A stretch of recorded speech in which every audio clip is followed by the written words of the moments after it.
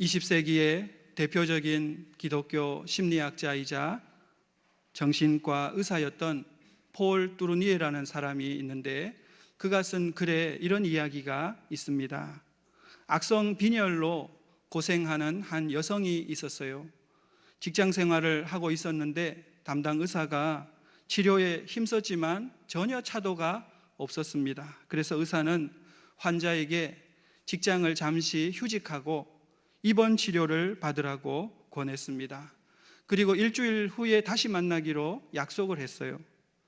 그런데 일주일 만에 다시 온 그 여인은 외관상 놀라울 정도로 건강한 모습이었습니다. 검사를 해보니 그 악성 빈혈 증세가 완전히 사라진 거예요. 깜짝 놀란 의사가 물었습니다. 지난 일주일 동안에 도대체 당신에게 무슨 일이 일어났던 겁니까? 그때 그 여성이 대답합니다. 죽도록 미워하던 한 사람이 있었는데 그 사람을 내가 용서하게 되었어요. 그때부터 기분이 좋아지더니 삶에 희망이 생기고 이렇게 행복해지게 되었답니다. 여인에게 악성 빈혈이 생긴 원인은 미움과 분노였고 특효약은 바로 용서였던 것입니다. 정신병 환자들을 대상으로 한 임상 실험에 의하면 이 정신병 환자들 중에 절반 정도는요, 그들이 진정으로 용서받았다는 사실, 나는 용서받았다, 이것을 내가 마음으로 받아들이기만 하면 당장 퇴원할 수 있는 환자들이 대부분이라고 합니다. 이 용서를 받아들이지를 못하는 거예요. 어떤 사람은 용서하지 못하는 분노와 미움의 문제로, 또 어떤 사람은 용서를 확신하지 못하는 죄책감과 또 불안의 문제로 몸과 마음의 건강을 잃어버리고 있는 것입니다. 그런 점에서 이 용서는 인생의 행복을 위해서 꼭 필요한 요소라 하겠습니다. 때로는 누군가에게 용서받아야 되고 또 때로는 누군가를 용서해 주어야 하는 것이 우리 인생이거든요. 그런데 이 용서가 결코 쉬운 일이 아닙니다. 어떤 유머인데요, 이런 이야기가 있더라고요. 제자가 스승님께 물었습니다. 스승님, 어떻게 하면 용서받을 수 있습니까? 그러니까 스승님이 대답합니다. 용서? 그래요. 제자가 말합니다. 그래요. 어떻게 하면 용서받을 수 있느냐고요. 용서, 이 사람아. 용쓰라고. 용서가 그냥 되는 게 아니야. 용서야 용서가 되지. 그렇게 말했다고 합니다. 어쨌든 용서가 그냥 되는 것은 아닙니다. 그런데 우리가 용 쓴다고 모두 용서가 되면 얼마나 좋겠습니까? 용서는 인간의 성품에 기초한 것이 아니고 신적 사랑에 기초한 것이기 때문에 우리 힘으로는 도저히 안 될 때가 있거든요. 오늘 본문은 예수님께서 십자가 상에서 외치셨던 7가지 말씀, 가상 7원 중에서 맨 처음 하셨던 말씀입니다. 이 말씀은 특히 용서의 본질을 우리에게 잘 가르쳐주고 있습니다. 용서가 인간의 성품에 기초한 것이 아니라 신적 사랑에 기초한 것이라고 한다면 인간인 우리가 어떻게 신적 경지인 그런 용서에 이를 수가 있는지 오늘 본문은 우리에게 가르쳐주고 있습니다. 고난주간을 지나면서 예수님의 용서의 사랑을 배우셔서 여러분 모두 하나님의 한없는 그 평화를 경험하시기를 축원합니다. 우리는 예수님의 용서를 단순히 생각하기 전에 먼저 그 배경이 되는 그 예수님의 고통의 상황을, 용서하신 그 상황을 이해할 필요가 있습니다. 예수님은 어떤 고통 가운데 용서하셨을까요? 예수님은 목요일 저녁, 고난주간 목요일 저녁에 세족식과 또 최후의 만찬을 하신 후에 요한복음 14장부터 17장에 기록된 고별 설교와 기도를 하셨습니다. 그리고 베드로, 야고보, 요한을 데리고 겟세바네 동산에 가셔서 땀이 땅에 떨어지는 핏방울이 되기까지 간절히 기도하셨어요. 그 후 예수님은 가룟 유다가 끌고 온 무리에게 붙잡혀서 먼저 안나스, 가야바의 장인이었던 안나스에게로 끌려가서 신문을 받게 되시죠. 이때가 시간상으로 보면 목요일 자정 무렵이었을 것으로 생각됩니다. 거기서 신문 받으시다가 금요일 새벽에 가야바의 집에 끌려가셨고 또 공회에서 신문을 받으셨습니다. 그리고 날이 밝자 총독 빌라도의 집에 관정에 끌려가셔서 신문을 받으셨죠. 빌라도는 처음에는 예수님이 헤롯의 관할인 줄 알고 헤롯에게로 보내버립니다. 근데 헤롯이 처음에는 좋아해요. 예수님을 매우 기뻐하며 신문하다가 예수님이 침묵하시니까요, 그냥 다시 빌라도에게 보내버리죠. 예수님은 한숨도 주무시지 못하고 겟세마네 동산에서 안나스에게로, 가야바에게로, 또 공회로, 빌라도에게로, 헤롯에게로, 다시 또 빌라도에게로 이리저리 끌려다니면서 신문 받으셔야 했습니다. 그 다음으로 예수님이 당하신 고통은 채찍질이었어요. 빌라도가 십자가형을 언도하자 예수님께 가장 먼저 행해진 것이 채찍질이거든요. 당시 십자가는 가장 극악무도한 죄인을 사형시키기 위한 방법이었는데, 이 사람을 죽이기 위한 목적이라기보다는 사람을 가장 오랫동안 고통스럽게 한 후에 죽이는 그런 사형 방법이었어요. 사람을 산채로 못 박아서 내버려 두는 것이 얼마나 잔인한 일입니까? 생사람을 못 박아서 나무에 매달아 놓으면 보통 3일에서 길게는 9일까지 매달려서 고통받는다고 합니다. 그래서 죄인이 십자가에서 좀 빨리 죽도록 도입한 방법이 채찍질이에요. 다시 말해서 이 채찍질은 죄인을 한 반쯤 미리 죽여 놓는 거죠. 십자가에 매달기 전에. 이 당시 채찍이 어떤 모양이었는지 정확히 알 수는 없지만 고증에 의하면 6가닥이나 9가닥의 가죽끈으로 되어 있었고, 또 이 채찍 끝에는 나비나 짐승의 뼈를 깎아 만든 덩어리가 달려 있었다고 합니다. 그러니까 한번 채찍을 이렇게 내리치면 휙 하고 채찍이 감겼다가 떨어지면서 살점이 떨어져 나가고 또 피가 튀겼던 것이죠. 역사가 요세푸스의 기록을 보면 전쟁 포로의 이 채찍질 장면에서 살이 찢어지고 근육이 터지고 인대가 파열되고 또 뼈가 드러나기 전에는 채찍질을 그치지 않았다, 그런 기록이 있습니다. 예수님은 이런 채찍질을 당하신 후에 십자가를 이제 끌고 가셨거든요.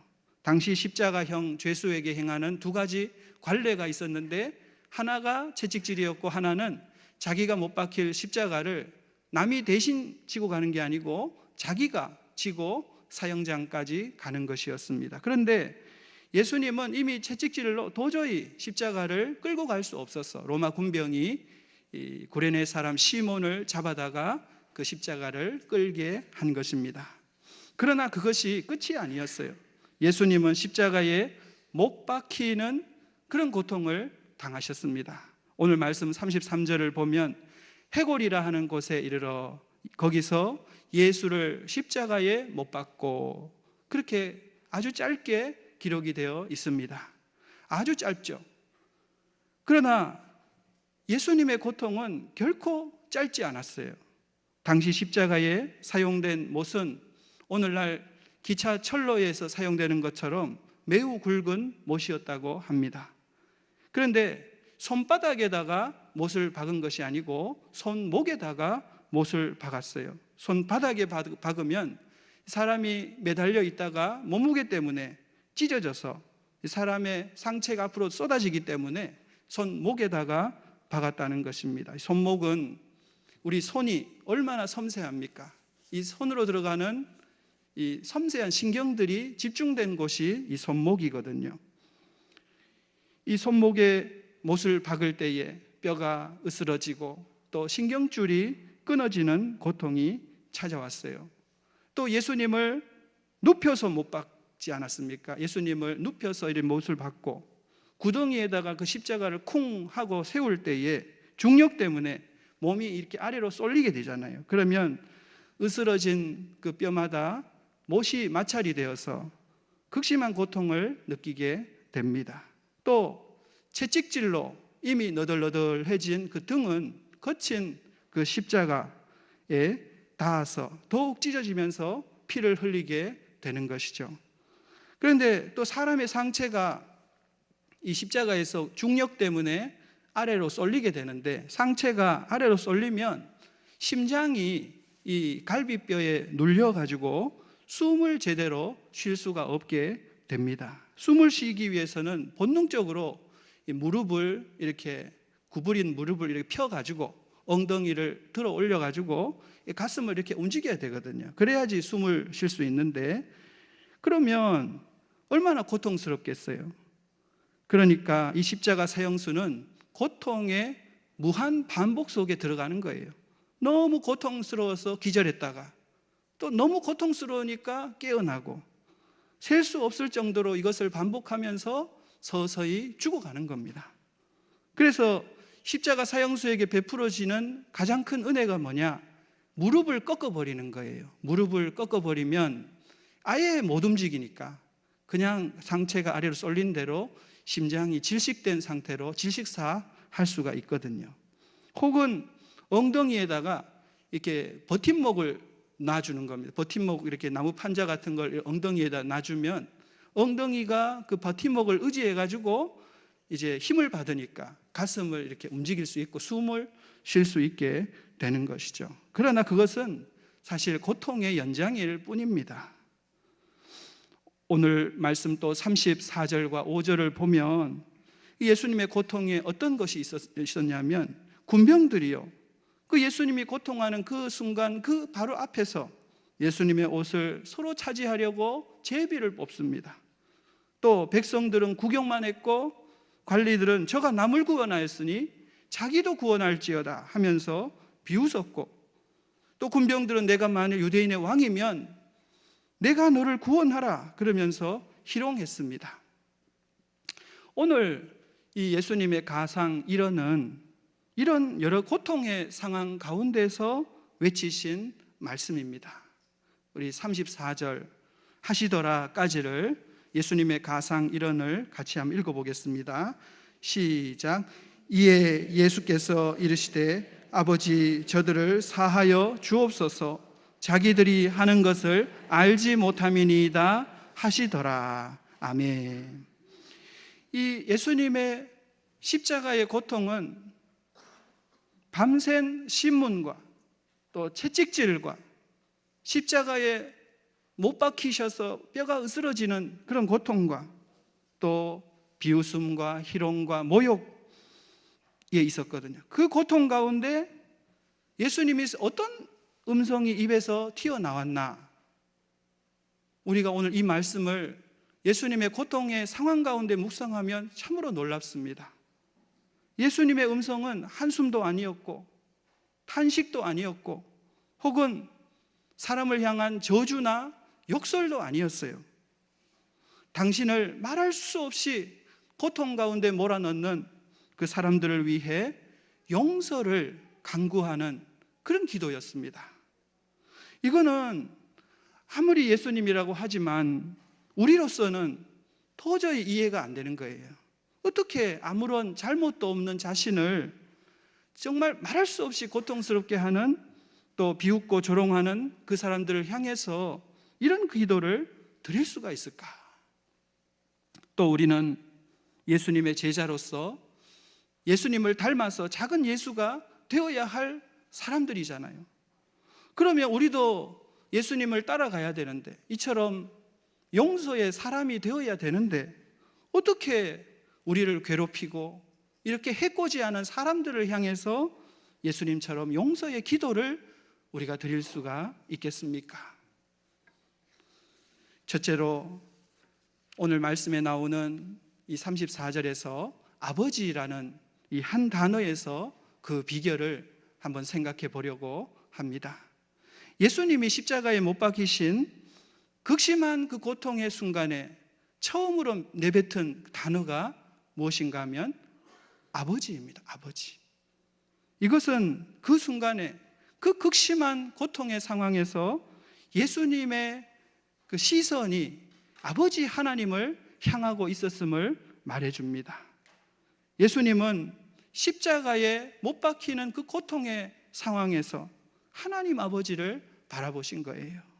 군병들이 옷을 제비 뽑고 희롱하고 관리들이 비웃는 그 순간에 사람을 바라보신 것이 아니라 예수님은 하나님 아버지를 바라보신 겁니다. 우리가 사람의 행위를 바라보거나 혹은 고통의 상황에만 집착하면 절대로 용서의 손을 내밀 수가 없어요. 하나님을 바라보고 또 하나님이 주시는 그 사랑이 우리 안에 밀려올 때 그때 용서할 수 있는 것입니다. 하나님은 사랑이시라 했거든요. 우리 힘으로는 도저히 용서할 수 없지만 하나님의 사랑이 성령으로 말미암아 우리 안에 파도가 밀려오듯이 확 밀려올 때, 또 하나님의 영이신 성령으로 우리 안이 가득 채워질 때, 그때 우리가 내 힘으로 아니라 하나님의 사랑으로 어떤 사람도 품을 수 있게 되고 용서할 수 있게 되는 것입니다. 그리고 이 사랑은 반드시 다른 사람에게로 전염이 되게 되어 있어요. 일본의 후지다 마소오라는 분이 그 히로시마에 살았는데 그 2차 대전 때 원자 폭탄이 투하되기 하루 전에 그 히로시마를 떠나서 30만 8천 명이 죽던 그 자리에서 기적같이 살아났지만 가족과 친구들은 모두 죽게 되었습니다. 일본이 항복하자 그는 미국을 증오하면서 미군의 포로가 되었던 일본 병사들로부터 그 미군 포로 학대 사례를 수집하고 조사해서 그걸 책으로 내가지고 미국을 공경에 빠뜨려야겠다 이런 결심을 했습니다. 그리고 실제로 미군의 포로였던 자기의 친구를 찾아갑니다. 그 친구에게 미군의 포로가 되었을 때 얼마나 많은 학대를 받았는지 기록하라 그렇게 말했어요. 그런데 친구는 그런 얘기는 하지 않고 미군 병원에서 치료받고 있을 때 자신을 천사처럼 간호해 주던 한 간호원에 대한 이야기를 하는 거예요. 근데 놀라운 것은 천사처럼 보살펴 주던 그 간호원의 부모는 그 미국인 선교사, 필리핀 선교사였는데 이 일본인이 일본군에게 총살을 당해서 부모님이 돌아가셨다는 거예요. 그런데도 간호원은 일본인인 자기를 원수처럼 생각하지 않고 사랑으로 간호해 주었는데 그것이 정말 이해가 안 되고 놀라웠다는 것입니다. 그래서 후지다 마소오는 미국을 공경에 빠뜨리려던 그 결심을 접고 도대체 그 이유가 무엇인지 알아보기로 합니다. 그러던 어느 날 일본 거리에서 전도하던 한 미국인을 만나게 되었는데 그는 본래 미군 전투기 조종사였어요. 그런데 비행기가 격추당하면서 땅에 떨어져서 포로 수용소에 갇혀서 고생을 참 많이 했습니다. 포로에 대한 학대가 얼마나 심했는지 일본에 대한 원한이 사무쳤어요. 그 일본인만 다시 만나면 내가 갈기갈기 찢어주겠다 그런 마음으로 살았다고 합니다. 그러던 어느 날 영어 성경을 한 권을 받아서 읽게 되었는데 이 성경을 읽어 나가면서 하나님의 사랑을 알게 된 거예요. 하나님의 사랑이 자기에게 밀려오는 것을 느끼게 되었다는 거예요. 하나님의 사랑 때문에 얼마나 가슴이 뜨거운지 자기를 괴롭히던 일본인들이 너무 불쌍해 보여서 그들을 위해 기도하게 되었고 지금 이렇게 전도하러 나왔다는 그런 간증을 했습니다. 이것을 계기로 후지다 마소오는 변화되어서 일본인 목사님이 되었다고 합니다. 사랑하는 여러분, 용서는 맨정신으로 하는 게 아닙니다. 성령으로 말미암아 하나님의 사랑이 우리 안에 가득 부은 바 될 때, 그때 우리가 어떤 사람도 품고 용서할 수 있는 것입니다. 사랑하는 여러분 모두 이번 고난주간에 하나님을 바라보시고 성령으로 말미암아 그 사랑이 밀려오셔서 어떤 사람도 품고 또 사랑하고 덮어줄 수 있기를 간절히 축원합니다. 둘째로 우리가 어떻게 예수님처럼 이런 용서의 기도를 드릴 수 있을까요? 죄와 사람을 분리해서 바라보아야 합니다. 예수님은요, 아버지, 저들의 죄를 사하여 주옵소서, 자기들이 하는 것을 알지 못함이니이다고 말씀하셨어요. 예수님은 저들과 저들이 하는 것을 구분하셨습니다. 예수님은 저들이 하는 행위를 인정하신 것은 아니에요. 저들의 행위는 미워하셨지만 저들은 사랑의 대상으로 보셨어요. 그래서 저들의 죄 사함을 위해서 저들을 위해 기도하신 것입니다. 이것이 우리가 사람을 용서할 수 있는 두 번째 원칙입니다. 물론 사람과 그 사람의 행위를 이렇게 칼로 무 자르듯이 이렇게 딱 분리해서 본다는 것이 가능한 일이겠습니까? 정말 어렵겠죠.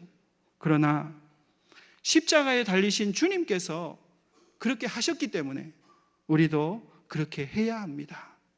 죄와 사람을 분리해서 보고, 죄는 미워하지만 사람은 불쌍히 여겨야지, 그래야지 우리가 예수님처럼 용서할 수 있는 것입니다. 최근에 번역 출간된 책 중에 나는 너를 용서하기로 했다, 그런 제목의 책이 있습니다. 이 책은 학대나 폭력으로 사랑하는 사람을 잃은 46명의 그 사람들이 자신의 이야기를 풀어나가는 거예요. 물리적, 정신적으로 외상을 입었지만 이 사람들이 복수를 선택하지 않고 용서를 선택했어요. 그 이야기를 풀어가고 있습니다. 거기에 한 영국인 어머니의 이야기가 나와요. 그 어머니의 아들이 14살 때 집 건너편 공원에서 칼에 찔려서 살해가 되었어요. 근데 이 살인범을 잡고 보니까 16살의 학생입니다. 서로 일면식도 없는 사이예요. 그 왜 죽였냐? 자기가 다니는 학교하고 사이가 좋지 않은 다른 학교에 다니는 아이였기 때문에 그냥 칼로 위협만 하려고 그랬는데 이게 아마추어였는지 칼로 찔러버린 거예요. 그래서 죽게 되었던 것입니다. 이 사건으로 인해서 피해자의 가족은 고통의 나락으로 떨어졌어요. 이들은 크리스찬이었는데, 크리스찬이었지만 한동안 이 슬픔을 극복을 할 수가 없는 거예요. 서로 말도 없었고 집안에는 정적만 흘렀습니다. 어머니는 이 죽은 아들을 잊을 수가 없었죠. 그런데 어머니의 머릿속에는 또 무엇이 떠오르기 시작했냐면 법정에서 울고 있던 그 살인범의 얼굴도 계속 떠올랐다고 합니다. 그러다가 얼마 후 어머니가 교도소로 이 살인범을 찾아갑니다. 어머니의 요청으로 특별 면회가 허락이 되었고 그 학생과 대화하면서 안타깝잖아요. 불쌍히 여기는 마음이 생긴 거예요. 이 책에 보니까 어머니가 울면서 이렇게 말하는 장면이 나옵니다. 얘야, 나는 울고 있단다. 그러나 이제 나는 내 아들 때문에 울고 있는 것이 아니라 너 때문에 울고 있다. 너는 너의 인생에 도대체 무슨 일을 한 거냐? 이 아이를 생각하니까 또 불쌍한 마음이 드는 거예요. 어머니는 처음에는 자기 아들을 죽인 그 살인범을 죽이고 싶도록 미웠지만 하나님의 마음을 덧입으면서 죄와 사람을 분리해서 생각하게 되고 그 소년을 불쌍히 여기는 마음을 갖게 됐어요. 그래서 용서할 수가 있었다는 것입니다. 사랑하는 여러분, 마귀는 사람과 행위를 구분하지 못하게 합니다. 이 사람의 행위에 대한 복수를 사람에게 쏟아붓게 만들어요. 그래서 죄의 악순환이 일어나는 거죠. 그러나 하나님은 용서를 선택하도록 하심으로 이 죄의 악순환을 끊어버리시는 것입니다. 사랑하는 여러분, 주님은 자신을 십자가에 못 박고 조롱하고 멸시하던 그 사람들의 행위는 받아들이지 않으셨지만 그 사람들은 자기들이 하는 것을 모릅니다. 불쌍히 여기셨어요. 여러분 모두 예수님처럼 사람을 향한 용서의 사도가 되시기를 간절히 축원합니다. 셋째로, 우리가 어떻게 예수님처럼 용서의 기도를 드릴 수가 있을까요? 이 용서가 다른 누구를 위한 것이 아니고 바로 나를 위한 것임을 깨달아야 하겠습니다. 예수님은 십자가에서 비록 육신의 고통 때문에 치를 떨 정도로 힘들고 아프셨지만 사람에 대한 미움이나 혹은 복수의 감정으로 힘드신 것은 아니었어요. 반면에 39절을 보면 달린 행악자 중 하나는 비방하면서 사람에 대한 원망으로 마음이 지옥이었어요. 마음이. 용서가 주는 유익이 바로 이것입니다. 용서는 다른 사람이 아닌 나에게 평안을 줍니다.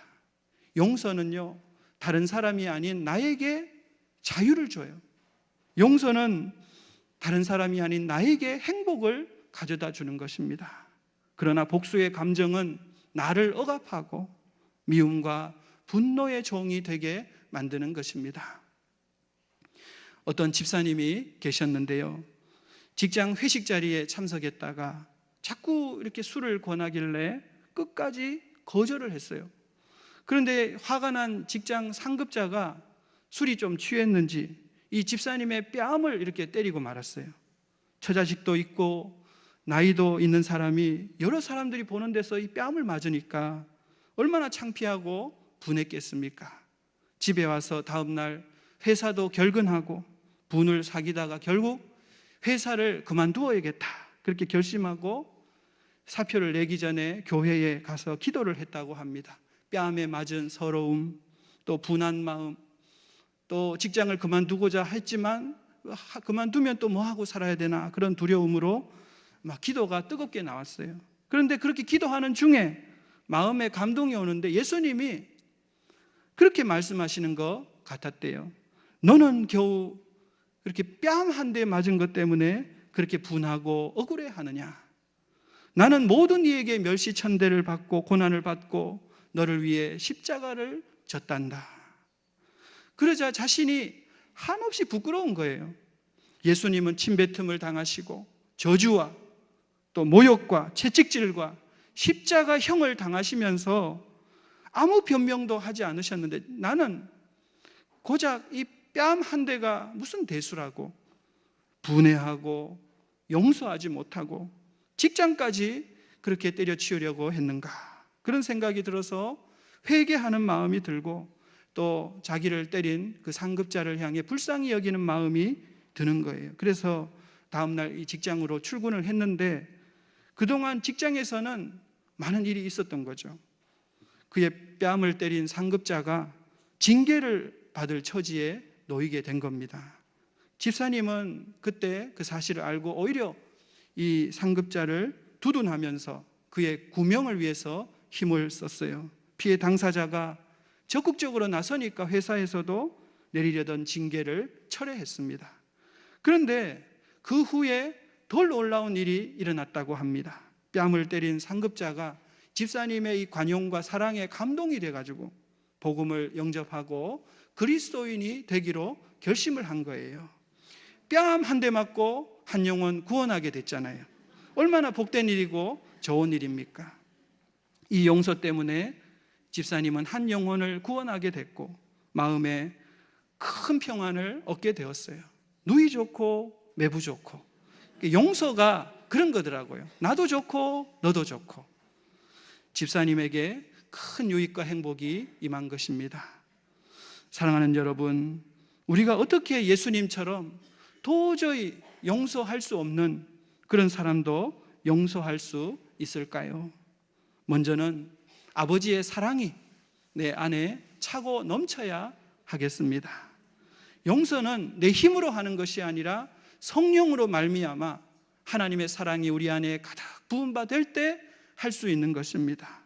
또 죄와 사람을 분리해서 보아야 하겠습니다. 죄는 미워해도 사람은 불쌍히 여기고 사랑해야 하겠습니다.